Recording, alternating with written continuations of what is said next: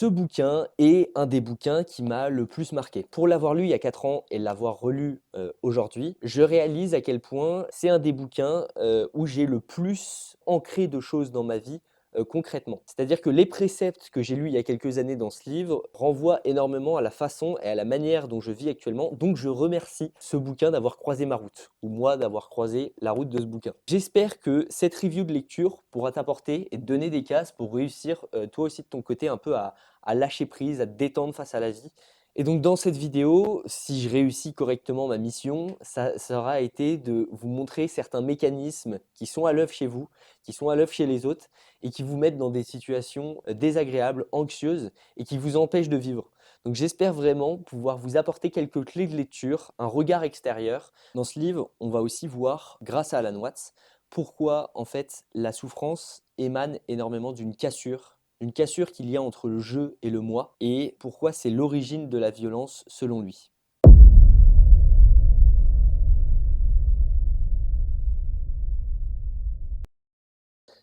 Le fait que souvent on veut une chose et son contraire, il nous rappelle ça. Je vais faire des petits œufs moi. Hop là. Je vais vous lire une partie du passage.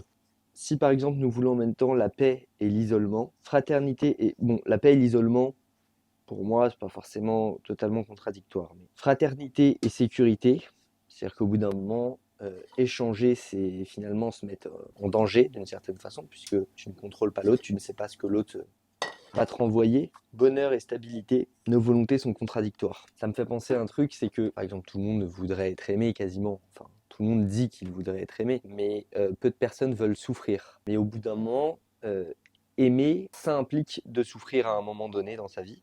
C'est justement quand on aime qu'on a peur de perdre, qu'on a peur de tout ça, on n'a pas forcément peur de perdre, mais on n'est pas bien avec le fait de perdre. C'est-à-dire que si vous aimez quelqu'un, au bout d'un moment, ça sera triste le jour où il ne sera plus là. Si vous aimez une passion, ça sera triste le jour où vous ne pourrez plus la faire. En fait, plus vous êtes impliqué, plus vous aimez, et plus vous aimez, plus vous allez souffrir. Mais voilà, et donc très souvent, on veut une chose sans l'opposer. Mais l'amour vient avec la souffrance, la fraternité vient avec son lot d'insécurité, le fait de tenter des choses vient avec son lot d'insécurité. Putain, je chauffe pas assez vite ma poêle et je suis en séance juste après. Et donc, selon Alan Watts, en fait, tout part justement de notre incapacité à accepter l'insécurité du monde, l'instabilité du monde et le fait que le monde est un changement permanent. Et donc, il dit cette phrase, « Nous ne pouvons guère envisager ce problème sans qu'il soit clair que l'exigence de sécurité est elle-même une douleur et une contradiction, et que plus nous la poursuivons, plus elle devient douloureuse. Cela est vrai, quelle que soit la forme de sécurité envisagée. » En fait, ce qu'il veut exprimer par là, c'est que essayer de fuir l'insécurité, c'est comme essayer de boucher un bateau qui est troué de toutes parts. Et au bout d'un moment, tu n'as que 10 doigts. Et du coup, plus tu vas finalement essayer de boucher les trous du bateau, au lieu d'apprendre à nager, de prendre un canot de sauvetage et de vivre tranquillement, plus tu vas essayer justement de boucher tous ces trous, plus tu vas te rendre compte que c'est impossible comme tâche à effectuer. Donc plus tu vas être dans une fuite en avant et plus tu vas découvrir que la sécurité est une forme d'illusion à un endroit parce que au bout d'un moment, tu ne peux pas te protéger de toutes parts. Donc il y a toujours quelque chose qui pourra pénétrer dans ton environnement et te mettre en danger. Et cette incapacité à accepter le fait qu'on ne vit pas dans un monde sécurisé et que la vie est profondément instable, changeante, dangereuse en fait, et incertaine, sans cette acceptation de tout ce pendant de l'existence qui est en fait le cœur de l'existence, tu ne peux pas commencer à vivre parce que tu ne peux pas commencer à profiter de la vie, du moment, tout ça.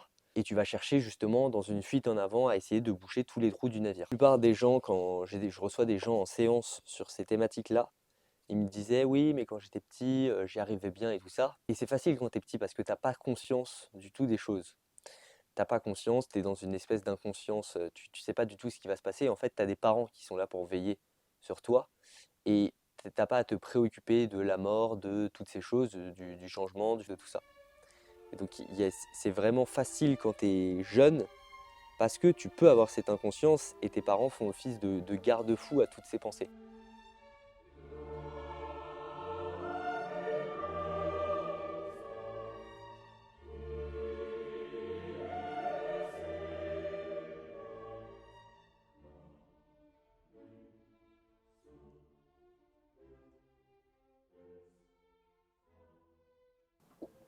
Alan Watts il nous apprend qu'on peut passer notre vie à refuser l'inévitable et finir par gâcher notre vie justement.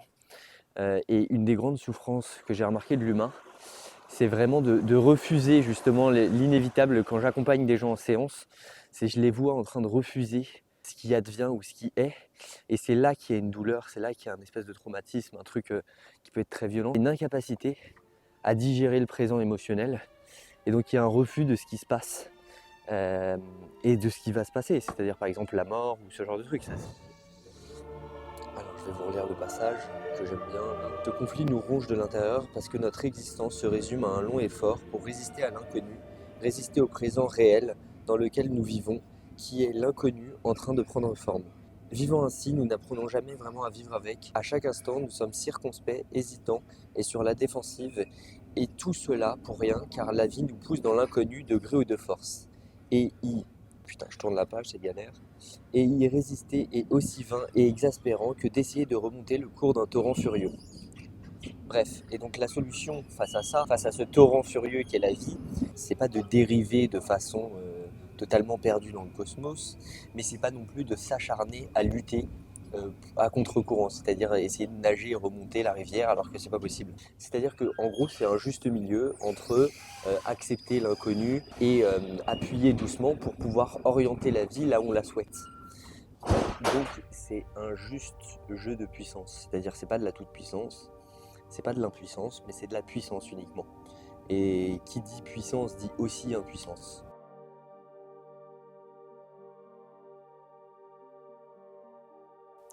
Bon, avec tout ça, vous allez me dire, ok, c'est très bien Timothée, mais qu'est-ce qu'il faut concrètement pour mieux vivre face à cette insécurité, face à ce danger permanent qu'est la vie?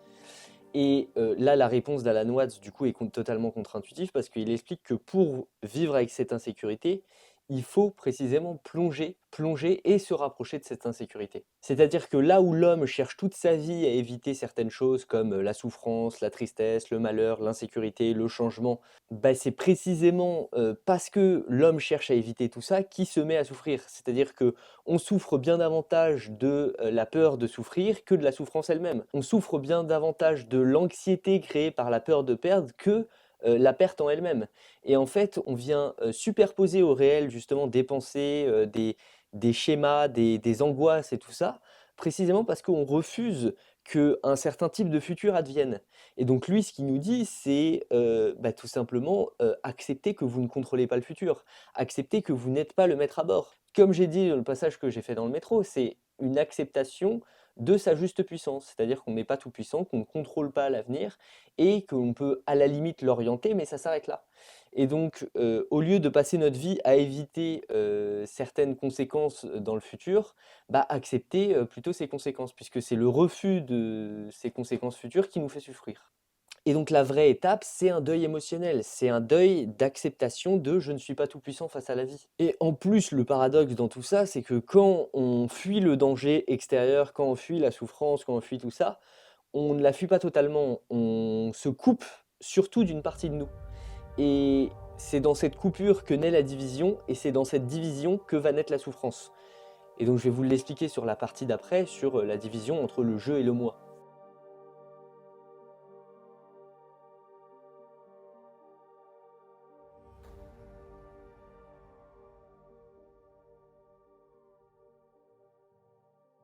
Alan Watts, du coup, une grosse partie de la violence vient d'une cassure entre le je et le moi. Le je étant le cerveau, la tête, et le moi étant la pulsion, l'ombre, en fait, tout ça.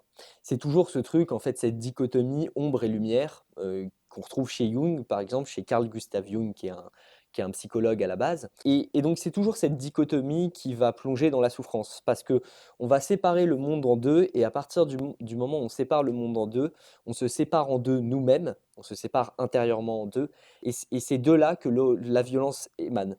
C'est-à-dire que l'humain va se couper en deux, va se dissocier, va se fractionner, et va créer du conflit en lui-même, en rejetant sa part d'ombre, en n'appréciant pas ses défauts, sa médiocrité, en refusant en fait des parties de lui. Sauf que, comme il dit très bien Alan Watts dans son livre, c'est que une maison divisée contre elle-même ne peut pas s'épanouir, ne peut pas être bien construite. Et l'origine de la violence, et moi ce que je viens travailler en grande partie, moi je nomme ça autrement dans mes séances avec les gens, je parle d'un bourreau intérieur. Le bourreau intérieur, en gros, c'est les conditionnements de l'autre qu'on a ancrés, les auto-jugements, la violence envers notre propre ombre et tout ça, envers finalement nos failles, envers tout ce qu'on n'apprécie pas, tout le moi haïssable, tout le moi un peu détestable. Et ben, envers toute cette partie-là, l'humain va avoir tendance à créer une bouc émissarisation intérieure, c'est-à-dire d'essayer de tuer une partie de lui-même intérieurement. Et donc, c'est de là va naître le conflit parce que justement, pour qu'il y ait conflit, il faut qu'il y ait deux. Et c'est précisément dans l'unité et la réunification qu'il n'y a plus de conflit. Ce qui est compliqué, c'est que il peut y avoir conflit et unification. Mais très souvent, quand il y a conflit, il y a pas unification, il y a une rupture entre deux personnes, c'est presque schizophrénique, et il va y avoir un bourreau intérieur qui va nous auto-flageller, qui va nous battre, nous frapper. Et donc, dans ce processus d'auto-violence, on va vraiment se faire mal, on va vraiment se détruire. C'est de là, en grande partie, qu'émerge la violence. Selon Alan Watts, justement, on va s'identifier au jeu, pour revenir un petit peu plus sur sa recette, quoi, sa recette de cuisine, et pour pas trop vous parler de la mienne, c'est lui, il va parler d'une identification à jeu, J-E, le jeu qui est une bonne personne, qui est quelqu'un de bien, qui est quelqu'un de qu'on désire, qui est quelqu'un de. Et on va s'identifier à cette partie-là en se désidentifiant de tout ce qu'on déteste parce qu'on ne supporte pas justement être identifié à nos pulsions, à nos. Mais ça fait aussi partie de nous. Et donc on va se suridentifier à un cerveau, à un truc très cérébral, très neutre, très poli, très plat en fait même. Et de là va émerger énormément de violence parce qu'on va rejeter une partie de nous-mêmes. Et très souvent, en plus, quand on rejette une partie de nous-mêmes comme ça, quand on se coupe en deux comme ça, on rejette aussi l'extérieur et donc on va rejeter une partie de l'extérieur au passage. Et on va projeter sur les autres notre propre violence intérieure. Parce qu'on ne la supporte pas, parce qu'on ne supporte pas notre ombre, parce qu'on ne supporte pas tout cet aspect un peu de noirceur quoi, qu'on a tous en nous. Et donc, la souffrance vient vraiment de là, selon Alan Watts, et je le rejoins en fait parfaitement. Je le rejoins, moi, c'est ce sur quoi je travaille avec les gens que j'accompagne. C'est accepter finalement leur ombre, accepter finalement leur côté un peu plus sombre.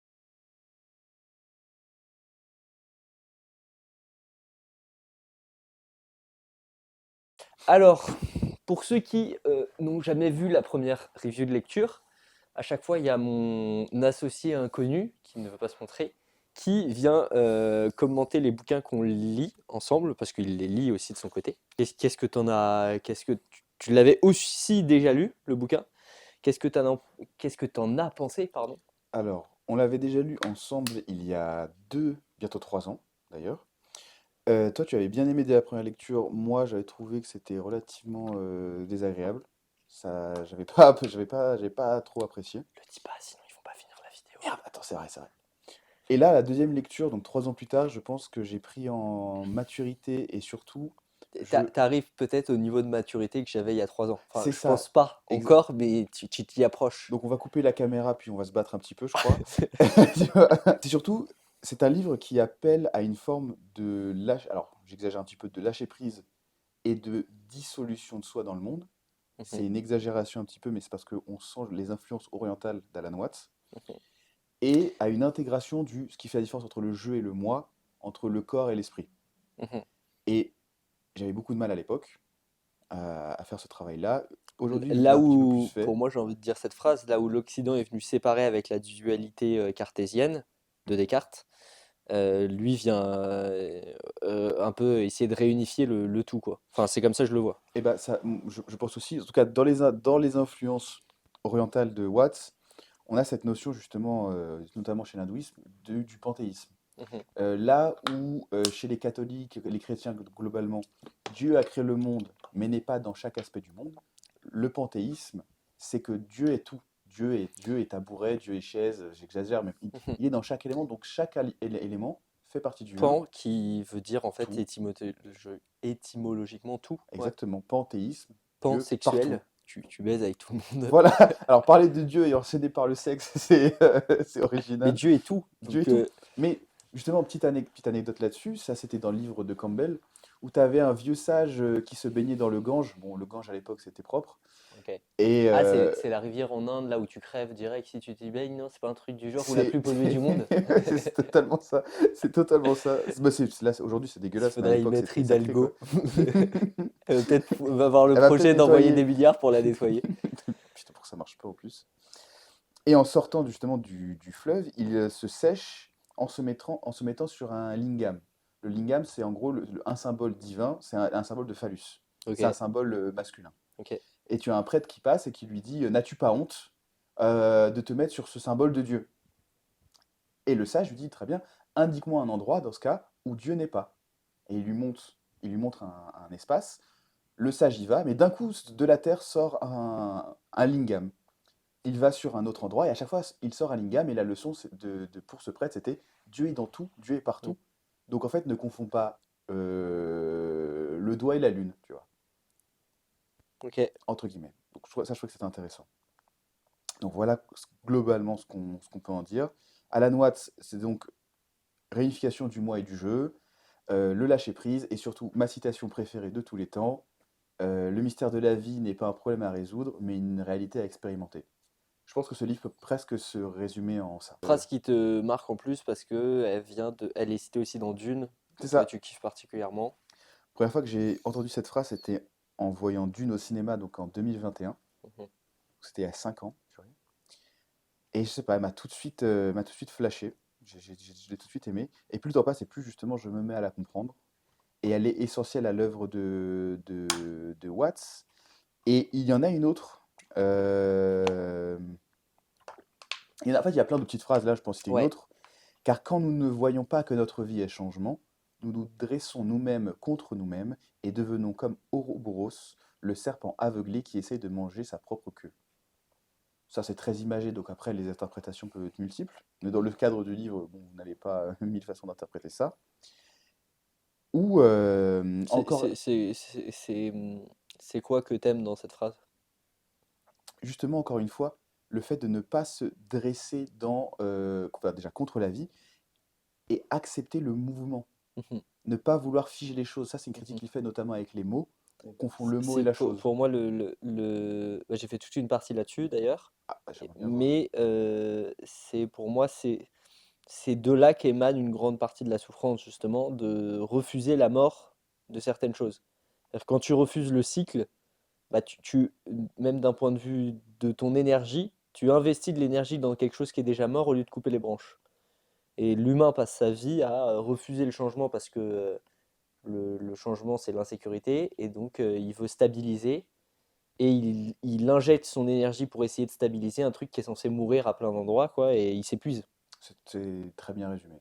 À ce niveau-là, C'est- au-dessus, c'est... Ah, oula, oula, oula, attention.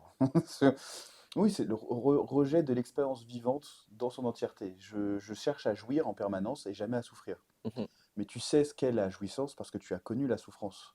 Alors, on n'appelle pas les gens à aller se tailler les veines tous les 4 matins pour ensuite le soir être heureux. Tu vois, enfin, ça te fera plus de clients. Mais ce rejet-là, il est parfaitement, je pense, normal. C'est normal qu'on en vienne là. Mhm. Mais il faut clairement le dépasser. C'est accepter, quoi. Mhm. Je trouve qu'il y a beaucoup d'acceptation dans ce livre, mais pas une acceptation un peu Passive. passive et à et justement, moi, c'est ce que je Ouais, reproche de certaine manière au bouddhisme, la dissolution de soi dans l'univers. ouais, C'est pas complètement ça. C'est ouais. j'accepte que je ne contrôle pas forcément les choses. Mhm. Bah, à la fin d'une des parties, je dis c'est la triptyque puissance, impuissance, toute puissance. Et donc c'est sortir de la toute puissance de je veux combattre le cycle de la vie et je veux annuler les changements qui de toute façon vont avoir lieu, tu Mhm. vois. Impuissance où je subis totalement la vie et je ne peux rien faire et justement un peu un truc genre tu es dissous dans l'univers et tu es dans le cosmos et l'univers est plus puissant que toi et de toute façon c'est Mère Nature qui pourvoit à tous mes besoins et je me branle dans un champ. Et puissance où tu viens te remettre juste à ta place, c'est-à-dire que tu n'es ni assez fort pour pouvoir lutter contre les cycles, mais suffisamment pour pouvoir orienter la vie, tu vois. Sans se figer dans l'un des deux. En fait, c'est toujours ce mouvement de la roue qu'on retrouve dans chaque culture de toute façon. Mhm.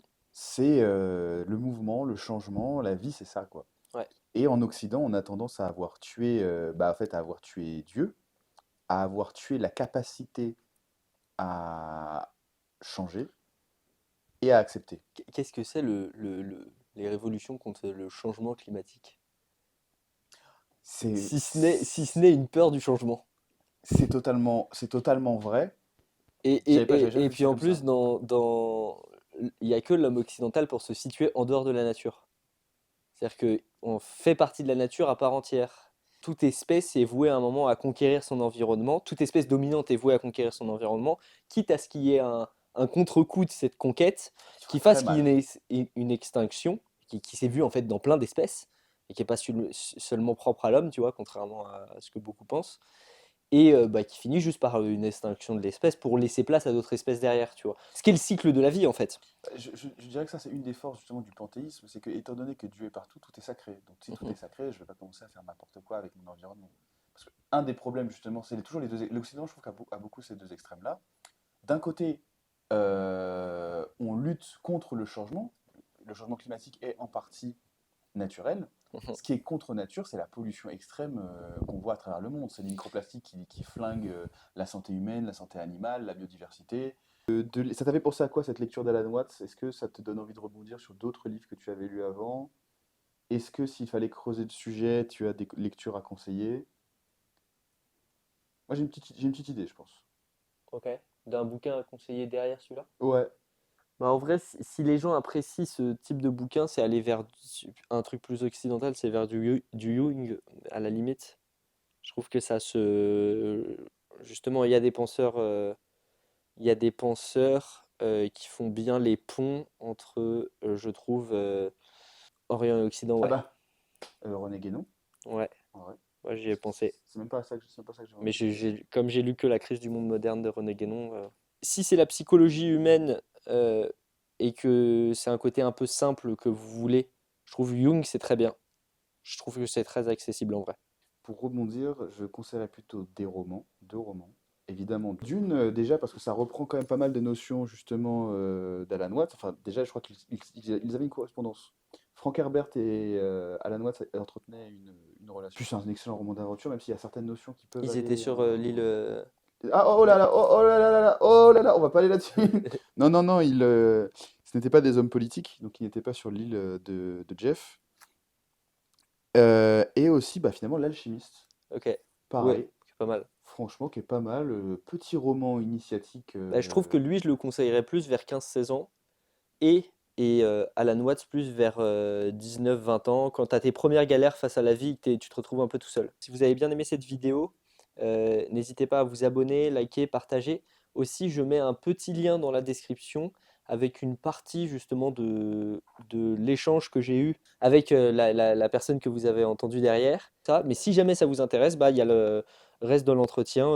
Vous mettez vos coordonnées et puis vous pouvez directement, je vous enverrai le lien directement. Je vous souhaite une bonne journée. Je vous invite à vous abonner puisque toutes les semaines, il va y avoir des formats comme ça. Je ne sais pas pendant combien de temps, mais en tout cas pour l'instant, il y en a au moins deux trois épisodes qui arrivent derrière. Et après, on verra. Voilà, voilà. Ciao tout le monde, à bientôt.